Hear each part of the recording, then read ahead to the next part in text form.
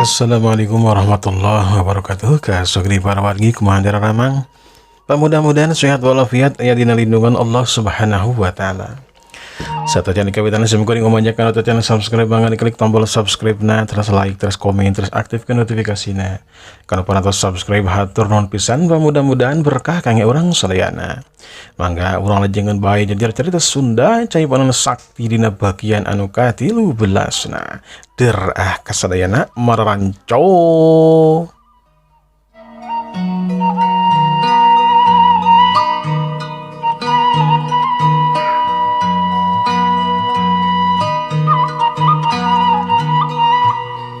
Mangsalam harita teh beki berang bae. Di bumina Bah Danu harita Bah Danu serang ambu irem nuju caralik harita di tengah bumi. Pok Bah Danu harita teh cumarita. Ambu ngeunaan si Ahep manggeun we lah ulah di pikiran da manehna ge boga hak meureun kidunya milih pijalanan hirup. Ayeuna Abah meureun migawe pagawean teh keun bae da aya tetangga da aya jalma sejen takuhalna kitu keun bae. Urang ridokeun we si Ahep mah itu balik ka imahna susuganan we manehna teh jadi jalma anu bener. Mohon bapana ambo ge setuju pami kitu carana mah. Keun bae eta budak tina meureunnan kitu pasipatanana teu betah di imah batur jeung di hayangna teh nya kitu teh we nyieun kalakuan anu goreng. Keun bae da eta mah atuh da meureunnan geus aya tanggung jawab tinu jadi kolot jeung indungna. Indung bapana kitu Abah. Bener gitu ada dambu. Geus kawajibanana eta mah selaku orang tua kudu ngadidik anu jadi anak. Ku abah geus dididik di dieu ari budakna mongeun mah da geuninganan kumaha da geus balik ka imahna ayeuna mah. Saterusna ngeunaan budak urang dambu asa can balik-balik wae masantrenna teh nya susuganan we atuh. Mun dia mah balik ka lembur teh bisa nyieun pesantren nya munya. Mohon Abah. Geus aya meureunnan kana 5 taunna pesantren. Susuganan we dina balik ka lembur teh bisa mamatahan barudak di Tajog. Oge meureunnan atuh bisa nyieun masjid anu rada gede Abah. Tapi aku Abah teu bisa nyieun masjid anu gede mah. Ya bisa ambu. Eta mah bisa dikondisikeun. Keun we lah. Engke orang babadamian jeung Mang Irja ketut Mang Samin. Susuganan we marenehanana teh bisa mantuan ka Abah pikeun nyieun masjid anu gede. Pikeun naon ya pikeun ngalaksanakeun kewajiban orang salat berjamaah. Oge ngarekrut barudak anu ulina kaitu ka dieu kudu dipepatahan ngaji sangkan bisa kana ngaji. Benar pisan Abah, bener dah memang kudu kitu eta teh. Kerjongjon ngobrol harita di buruan imah aya anu datang. Tetela anu datang teh budak lalaki umurna teh aya kana 17 taunna. Eta budak lalaki teh oluk salam. Assalamualaikum. Assalamualaikum. Bah Danu ambu irem harita curingha lantaran apal kana sora anu jadi anakna. Tetela kaum dangu eta budak teh atawa budak lalaki teh nu aya di buruan imahna Bah Danu teh anakna anu katelah si Agus. Waalaikumsalam. Ambu jika nama itu budak orang datang ayo orang bagjakeun. Bah Danu ambu irem harita teh narangtung saterusna mangadegetan kana beungeut panto brai panto dibuka tetela bener anakna keur ngajiga nangtung saterusna mah Bah Danu rikat ngarangkul kanu jadi anakna. Aduh bahagia Kasep. Parantos nami Abah tetepang jeung hidup kumaha cager. Si Agus ngarangkul kanu jadi bapana. Bapana ge sarua ngarangkul kanu jadi anakna. Ambo Irem teu waka ngarangkul dah tuh kudu pilih gentian kahayang nama buru-buru badan teh ngalepaskeun rangkulanana. Alhamdulillah Abah. Abi teu kirang sawios-wios aya dina kinerja kawilujengan nuju sehat Abah. Syukur. Mun kitu cara nama syukur. Ayo dah, urang ka jero. Badan nu harita ngalepaskeun rangkulanana teh nu jadi anakna. Kabruku Ambu Irem harita teh dirangkul. Duanana sirih rangkul, malahan mah Ambu Irem mah menikeun ka ngecelakeun cai socana.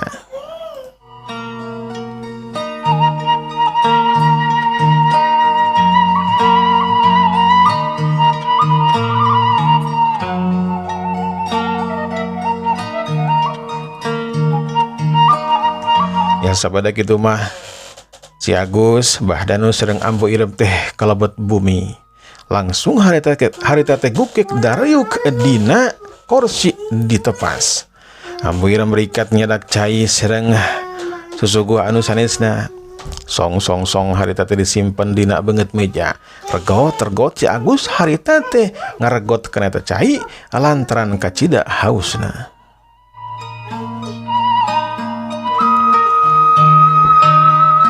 Kumaha kabar Pak Ustad di Dojang Daramang? Alhamdulillah Abah nuju sarehat, nuju aya dina panang tayungan Allah Subhanahu wa taala. Syukur upami kitu cara nama Jang. Rupi Ujang teh mah santren teh geus beres atawa acan itu Jang? Upami disebat beres mah teu acan Abah. Mung Pak Ustad nyuhunkeun abdi teh dipiwarang mios we saurna teh tunduk waktu ningang mangsa ina mah kedah nyebarkeun kana ilmu agama, ilmu itu serang ilmu ieu. Upama kitu cara nama berarti Ujang teh geus beres Jang. Ya berarti ayeuna mah waktosna mukim di dieu keun. Masalah ieu nama ku Abah sareng si Ambu parantos dimusyawarahkeun. Abah jeung si Ambu teh boga niatnya tenan nek nyin masjid anu rada gede pikeun naon? Ya pikeun tempat Ujang di dinya nyebarkeun ilmu panemu sampai pamake para rudak anu kaitu ka dieu, barudak anu masih keneh bocikur. Ya mudah-mudahan we bisa daraek da jaku Ujang ngaji bag-bagan agama. Mun saya pisan Abah pami kitu cara nama. Abdi insyaallah baris ngawurukan bararudak di dieu. Mohon Ujang saya pisan upami kitu cara nama. Anu tiluan harita terus-terusan uplek ngobrol ngaler ngidul lantaran geus teu panggihna oge 5 tahun nyepug we Bahdanu sareng Ambu Irem teh kacida sonona. Sabada ngobrol aya kana setengah jamna pok harita teh Ambu Irem cemarita. Bapana oge Jang Agus di lemur orang teh seueur kejantenan anu pikasediheun ite. Urang oge Abah ieu can nepungan kabisat mah. Jangan merek naon-naon ari batur masing belawiri ka tu ka dieu na ari urang kana hari-hari kieu Abah. Eta teh kieu Jang Agus dangukeun nya ieu. Parabat we ku Ambu Irem harita dicaritakeun dina waktu neng malah aya nu nyulik nyatana ku Bahdongo sapara kanca. Jang Agus atau si Agus harita ngapenungan menikeun ka daria nakranan. Kitu Jang Agus. Eta teh kajantenana teh kamari. Nya ieu nama. Bisat mah jeung neng malah teh aya di bumi nah urang tepungan. Lantaran Ambu teh hayang panggil. Nya kitu cara nama tu alus pisan Ambu. Ayo tu urang miang we ayeuna kene. Keun we lah ulah loba ting babawaan. Urang bere duit we teh nya. Kumaha Ambu setuju? Setuju pisan Abah. Ayo urang miang we atuh. Ya sabada kitu mah Bahdanu Ambu Irem sareng si Agus sok sanajan kakara datang ka imah kana semangatna mah teu da si Agus teh kacida hadena. Jerut-jerut we Bahdanu Ambu Irem jeung si Agus teh turun ka buruan saterusna mah lalempang ngajugjug ka imahna abisat mah.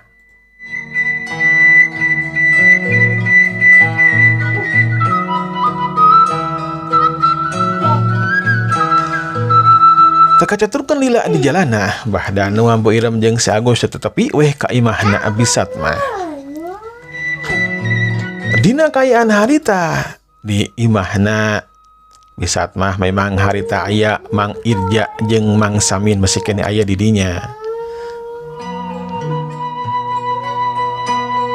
Assalamualaikum. Bahdanu ngamimitian harita uluk salam. Anu aya di jero imah harita ngalarieu kabehna ge kaburuan. Tetela anu datang teh Bahdanu ambu Irem jeung si Agus. Bisat mah langsung mukakeun panto. Waalaikumsalam. Geuning Abah, ambu. Jeung eta jeung Agus geuningan. Mangga kalebet, mangga. Bisat mah deredeh nakranan satu selama Bahdanu jeung ambu Irem katut si Agus sudah ajak ka jero imah. Sabadana aya di tepas Bahdanu ambu Irem jeung si Agus sasalaman heula ka Mang Irja katut Mang Samin. Saterusna mah kukuek caralik dina kursi anu geus disadiakeun di tepas. Wah, ieu mah kebeneran pisan Mang Irja, Mang Samin. Keur makula teh aya badamikeun kata Mang Irja jeung Mang Samin aya di dieu. Ieu meuniku kompak pisan aya di dieu. Pok Mang Samin harita, muhun aduh karesan pisan we. Karesan pisan abdi teh sareng Mang Irja aya di dieu. Nuju ngaronda sok sanaos di siang-siang oge. Bilih teh mah. Nyita ieu neng malah sareng Bisat mah teh bilih aya jalmi jahat ka dieu. Kapanan Mbah Dongo mah geuningan da henteu ngenal kana waktu atuh. Geus jahat teh dek borang dek isu ke dek ira oge. Sok nongkap ka dieu teh Abah. Perlaur abdi mah. Ya deuna naon atuh Mang Samin Mang Irja da kurang mah teu ngahalangan. Ngan ku kabeneran bisa aya di dieu ide lu. Pok Mang Irja harita cumarita. Ya memang atuh kabeneran pisan Abah. Ieu mah geus takdirna we teu Gusti Nu Maha Suci urang teh kudu papenak di dieu meureun kitu nya. Saterusna Abah teh hoyong naon? Sok mangasangamkeun ka abdi duaan insyaallah ku abdi mah bakal dijalankeun kalayan sahade-hadena. Oh, kieu ieu teh Mang Irja, Mang Samin oge punten ieu ka Bisat mah ieu. Simkuring teh kalahkeun ngobrol heula sareng Mang Irja ieu nya punten pisan ieu teh nya. Teu naon, Abah mangga bae eta mah. Sok ngobrol mangga punten ieu dikantun heula. Bisat mah harita nyelang ke dapur nyokot heula susugu. Neng malah oge sami harita teh nyandak heula susugu anu aya di pawon atanapi di dapur. Ieu teh Mang Irja, Mang Samin. Da ieu teh anak kula nyenteun Jang Agus. Alhamdulillah geus beres masantrenna sadina 5 tahun. Kula ge kakarapanggih ayeuna geus 5 tahun. Yang sok sanajan kaituna mah masih kene budak kene nya ayeuna mah geus gede geuning katingal ieu ku Abah. Ku amang oge meureun kitu nya. Tah Abah teh rencana teh kieu ya Mang Irja Mang Samin. Nya kulantaran di lemur urang teh ngan aya tajuk berjeng tajuk nege leutik kitu tah. Kumaha tah lamun teh mah timimiti isukan tatahar pikeun nyieun masjid. Imas lain tajuk di tapi masjid anu ukuranna urang paskeun we sesuaikeun jeung warga pengesi lembur urang teu gede teuing jeung teu leutik teuing. Tah di jero eta masjid teh bakal dilebetan atau diasupan ku si Agus kitu tah ku anak kula bakal jadi imam, bakal ngawurukan barudak jeung sajabana. Kumaha setuju? Mang Irja jeung Mang Samin harita unggut-unggutan tanda ngarti malahan mah duana oge satuju. Kula mah satuju pisan Abah. Sarua kula oge satuju pisan Abah. Keun we lah masalah itu jeung masalah ieu mah pasrahkeun we ka abdi duaan. Ya lu coba begitu jalan mah ya. Lah geus we satuju itunya. Tadi mimiti paisukan berarti ulang ngalak kayina, ulang tatahar tempatna jeung sajabana. Keun we tempatna mapan geus aya tanah kula. Eta mah cocok pisan aya di tengah-tengah pakampungan. Mohon laras pisan eta teh. Agan didinya mah cocok pisan di tengah-tengah pamukiman urang. Jadi ulah diengkekeun deui lah. Orang bangun we itu mimiti suka apa? Upama gitu cara nama. Pokoknya nama sip lah. Orang bangun we nya. Telami harita kurunjung mebisat mah sareng Neng Mala nyerak sesuguh. Wah, dagang yang repot-repot atau bibi bisa mah. Neng bala tong repot-repot. Sok lain nama angguran calik heula ya abah ya hoyong. Hoyong oninga anu sajentre na ika jantenana nanti kumaha itu Neng Mala. Si Agus ningali Neng Mala harita menikeun karatuk tutunggulan oge. Sok sanajan pakulitan Neng Mala teu beda ti batur, tapi kageulisanana Neng Mala mah teu robah. Geulis we seperti halna indungna. Neng Mala henteu potot-pototna teu kana wajahna Neng Mala. Si Agus henteu potot-potot harita neuteub kana wajahna Neng Mala. Puguh we Neng Mala oge rada pepeudeuyan era lantaran terus-terusan dipelongku si Agus anu wandana teh memang tagap kasep deui. Ngeunaan eta mah abah kieu ye teh lakonana. Barabat ku bisat mah harita dilalakonkeun sajentre-jentrena. Sakumaha anu geus dilalakonkeun ku Neng Mala? Tah kitu abah anu saleresna mah. Ya pamudah-mudahan we salajengna mah henteu aya kajanteuna naon-naon. Nya mudah-mudahan we atuh kapoyna mah henteu naon-naon. Tapi dari jegula mah jegula gitu nya. Nya Mang Irja, Mang Samin. Eta si dongo teu datang tuh bakal kitu jeung kitu we ngalakukeun tindakan kejahatan. Dakwalna kitu urang teh kudu caringcing page kancing, caringcet page igeut. Ya pun bisa mah gitu nya. Lamun Jang Agus bisa kena ilmu silat mah urang ngadirikeun padepokan silat we atuh di dieu. Atawa henteu kitu ge perudak teh cingna latihan silat termasuk Mamang, Mang Irja, Mang Samin oge kudu bisa kena ilmu silat atuh. Lantaran badong mah bisa kena ilmu silat mah nya di urang teu bisa kena ilmu silat. Atuh meureun bakal ele gitu mah. Mohon daras pisan eta tabah pamit mah tiasa kana ilmu silat mah.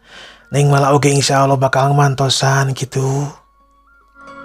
Mohon kula oge satuju pisan abah. Katambah deui ari urang boga ilmu mah kitu kan henteu berat dibawa. Dibawa ka panaon ge hampang. Anu pentingna nama urangna we kudu sadar ulah ngalakukeun tindakan kejahatan. Mun teh mah geus bisa kana ilmu silat. Kumaha nya? Laras kitu abah. Bener pisan Mang Samin. Da memang guru kitu tuh urang teh. Ulah pedah boga naon boga ilmu silat. Wah derwe ngacabrul. Derwe ka itu ka dieu kalahkeun kanyeun kajahatan yen ulun pangacau. Eta teh kapanan salah pisan. Di jero imahna bisat mah terus-terusan we harita ngobrol menikeun ka uplek naker. Teu karasa nyerenekna waktu cedur harita teh asup waktu salat asar. Nya kulantaran geus asup waktu salat asar bahdanu ambu idem si Agus jeung Mang Irja katut Mang Samin harita teh